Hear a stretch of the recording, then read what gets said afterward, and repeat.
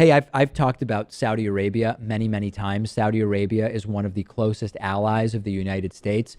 It is one of the most extreme religious regimes, authoritarian religious regimes in the world. It is similar to Hamas in many ways, where women must have in Saudi Arabia the consent of a male guardian to travel abroad.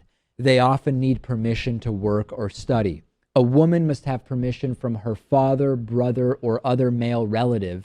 In the case of a widow, sometimes it's from her own son, to obtain a passport, to leave the country.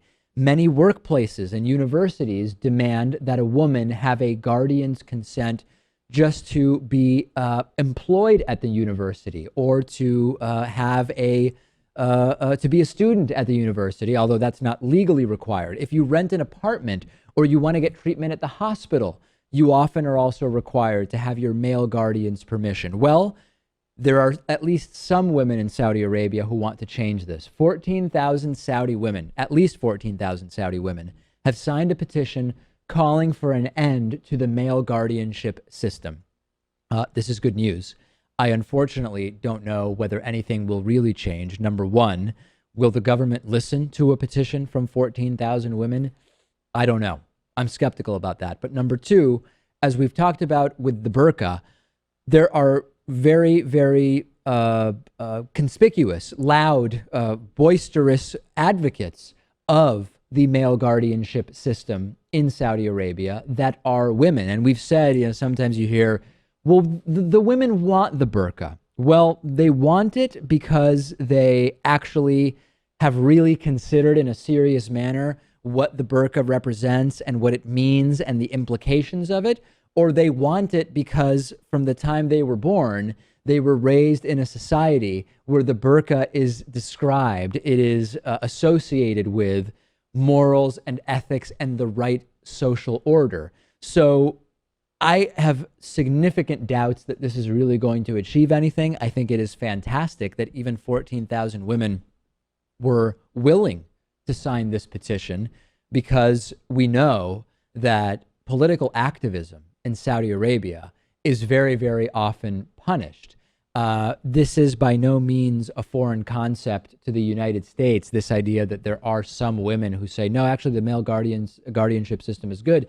If you go back to the 20s, when we had women's right to vote working its way through the country for approval, there were anti-suffrage organizations of women. They had different reasons for opposing a female suffrage. Some said, well, listen, we're kind of in a situation of domestic privilege. If all of a sudden we're really equal, we might have to be out there working in some of those very physically demanding jobs that right now we are exempt from.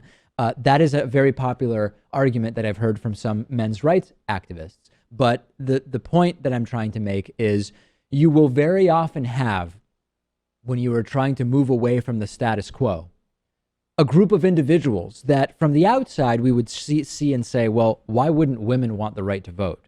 Why wouldn't Saudi women want to end the male guardianship system so that they could actually have agency and equality under the law to make decisions for themselves?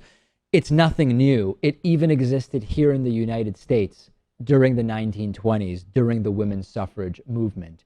And of course, anytime we talk about this vile stuff going on in Saudi Arabia, I'm reminded of the disgusting nature of this buddy-buddy alliance between the United States and Saudi Arabia, an alliance that is vile and despicable and really should not exist, full stop.